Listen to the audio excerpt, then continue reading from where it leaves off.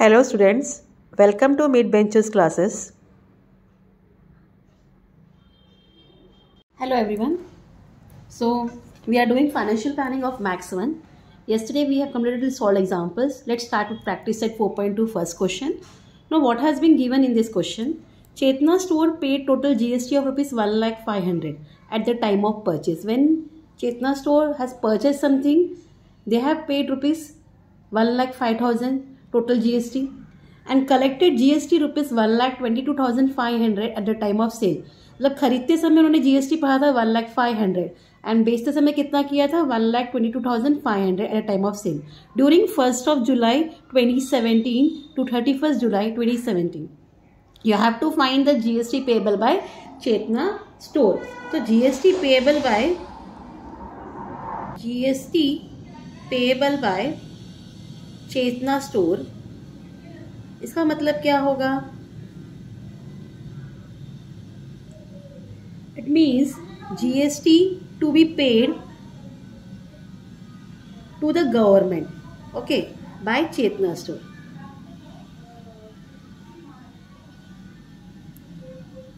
Fine. So first हम output tax निकालेंगे. Tax collected at time of sale क्या था? आउटपुट टैक्स मतलब टैक्स कलेक्टेड जब बेचते हैं तब जो टैक्स लगता है at the time of sale. क्या कितने में सेलिंग किया था? टैक्स कितना कलेक्ट किया था? Rupees 1,22,500. Okay, this much is clear. Now second thing, input tax कितना था? इनपुट टैक्स का मतलब है tax paid at a time of purchase. Okay, जब आप खरीदते हो जो आप टैक्स पे करते हो वो इनपुट टैक्स होता है और आउटपुट टैक्स जब आप कलेक्ट करते हो सेलिंग पर.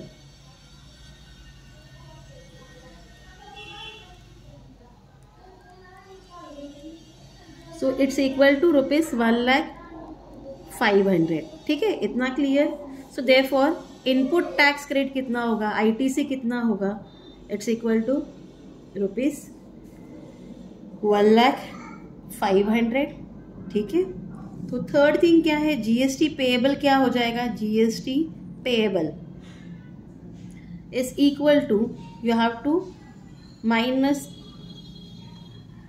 Input tax rate by output tax. Fine. So it is 1,22,500. you have to minus by 1,05,000. so it is equal to rupees 22,000. ठीक है. So GST payable by Chetna store. Therefore answer में आप लिखोगे GST payable by Chetna stores is rupees 22,000. ठीक है, समझ में आया ये सब. Let proceed to second question now. Second question, what is given? Nazma is a proprietor of a firm registered under GST. She has paid GST of rupees 12,500 on purchase. While purchasing, she has paid 12,500 and collected rupees 14,750 on sale. Now, what is the amount of ITC to be claimed and what is the amount of GST? ITC ढूंढना है हमें. क्या amount of ITC भरेगी है claimed है and क्या amount of GST payable है. जैसे कि हमने अभी पिछला सम किया सेम वैसे ही करेंगे.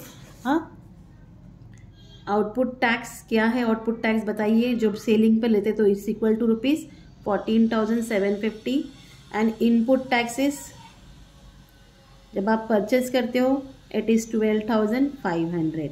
सो देयरफॉर आईटीसी फॉर नज़मा कितना होगा? ITC is 12,500. जो इनपुट टैक्स होता है वही आईटीसी होता है. ठीक है. Now GST payable by Nazma, जैसे हमने लास्ट सम किया सेम ही है. It's equal to output tax minus ITC. It's equal to 14,750 minus 12,500. That is equal to rupees 0,522 2,250. ठीक है. आंसर में लिखेंगे हम ITC claimed by Nazma is rupees 12,500 and GST payable by Nazma is equal to rupees 2,250. Got it? So ये आपका second sum था. चलते third सम की तरफ. So now in third question what has been given? Amir Enterprise purchased chocolate sauce bottle and paid GST of rupees 3,800. Who? Amir Enterprises. And then he sold to Akbari Bros. किसको sold किया उन्होंने? Akbari Bros को. और उनसे collect किया rupees 4,100. Then Akbari Bros he sold to माइंग food corner and he has collected rupees 4,500. तो इसमें आपको 3 ट्रेडिंग का ये एक्सचेंज दिख रहा है. You have to find the amount of GST payable at every stage. जितनी बार वो ट्रेडिंग हुआ है उतना आपको अमाउंट बताना है GST का. And hence find payable CGST and SGST. ऐसा हमने सॉल्व एग्जाम्पल में किया था. तो जैसे कि ये ट्रेडिंग चेन है. कैसा है? पहला तो है हमारे पास अमीर एंटरप्राइजेस है. देन फॉर अमीर से Akbari bros and after that Mayank food corner. ठीक है. अब फॉर अमीर एंटरप्राइज करेंगे.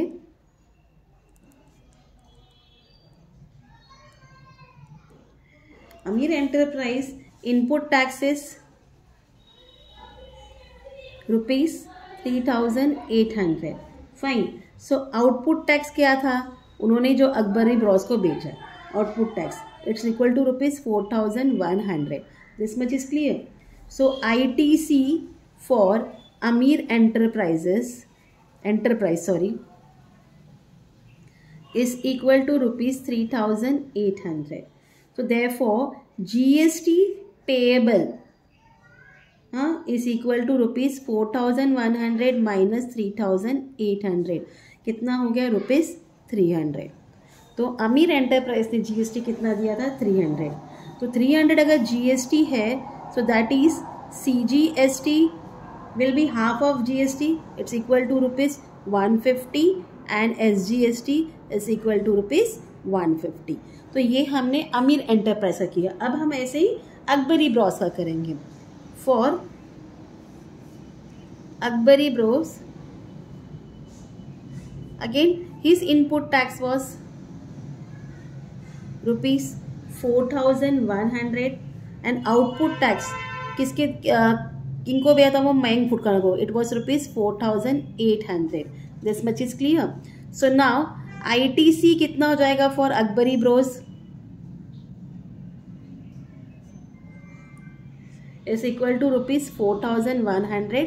सो therefore GST payable is equal to rupees 4,800 minus rupees 4,100 is equal to rupees 4,800 500 है ना ये, या is equal to rupees 400.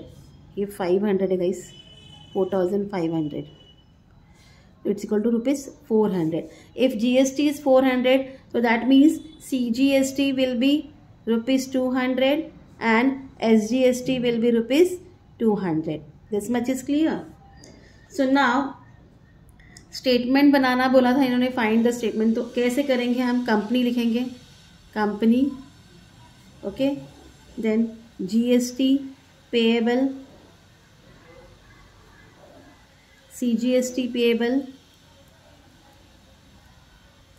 And SGST payable.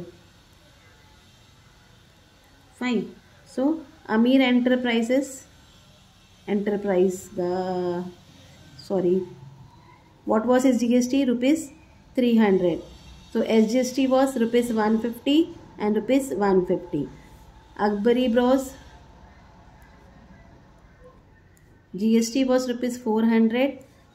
CGST rupees 200 and SGST rupees 200.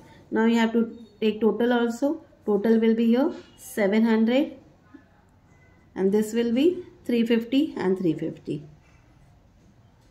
Clear? So this was your question number 3rd. So Further question we are going to continue tomorrow. Till then, please do like, share and subscribe my channel. Thank you for watching. Take care. Bye.